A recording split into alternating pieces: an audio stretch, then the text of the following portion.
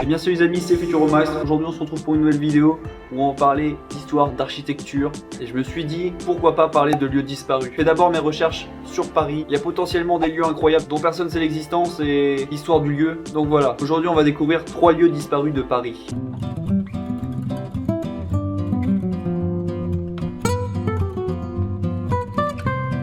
Pour commencer, le cimetière des Innocents. Ça commence très fort.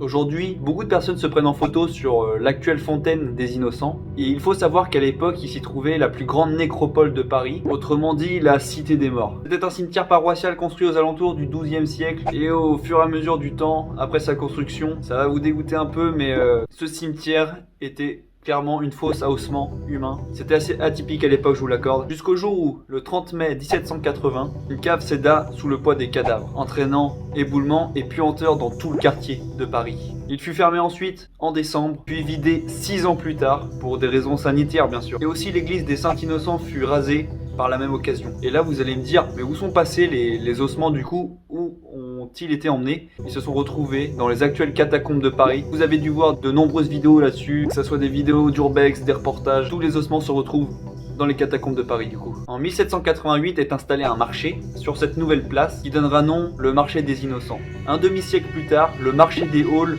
un grand centre commercial, fut bâti juste à côté, ce qui accélérera la disparition du marché. Par contre, la fontaine des Innocents est toujours présente à travers toutes les années, même si elle subit quelques modifications. D'ailleurs, elle ne s'appelait pas au départ Fontaine des Innocents, mais Fontaine des Nains. La fontaine se trouve actuellement sur la place Joachim du Bellay à Paris. Elle est classée monument historique en 1862. Et oui, elle a du vécu cette fontaine. La fontaine a subi 2 grandes modifications principalement. Son premier changement a été en 1548, sous le règne du roi Henri II. En 1856, un square est décidé à la place de l'ancien marché. La fontaine est déplacée de quelques mètres pour être recentrée dans l'espace. Et bien voilà, sur le cimetière des Innocents, on savait un petit peu plus. Pour le deuxième lieu disparu, un monument qui a été aussi important, même plus important que par exemple la Tour Eiffel, c'est la Galerie des Machines.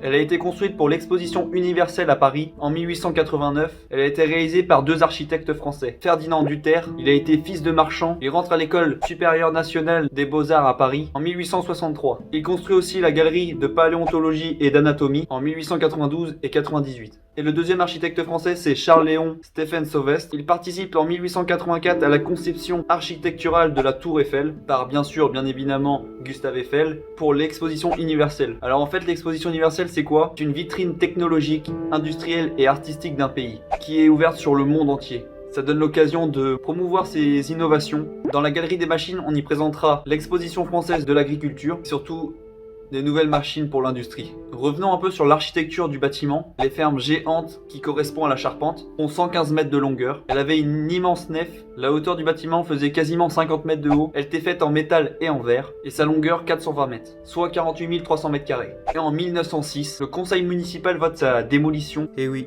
quel dommage. Alors qu'à l'époque, le Sénat et le ministre de l'Agriculture souhaiter son maintien. En 1909, la Galerie des Machines sera détruite afin de libérer la perspective vers le Champ de Mars. Car il y avait eu une idée de projet de construire un vélodrome à la place qui sera par la suite abandonné. Et pour la dernière histoire les amis, la fontaine de la Régénération.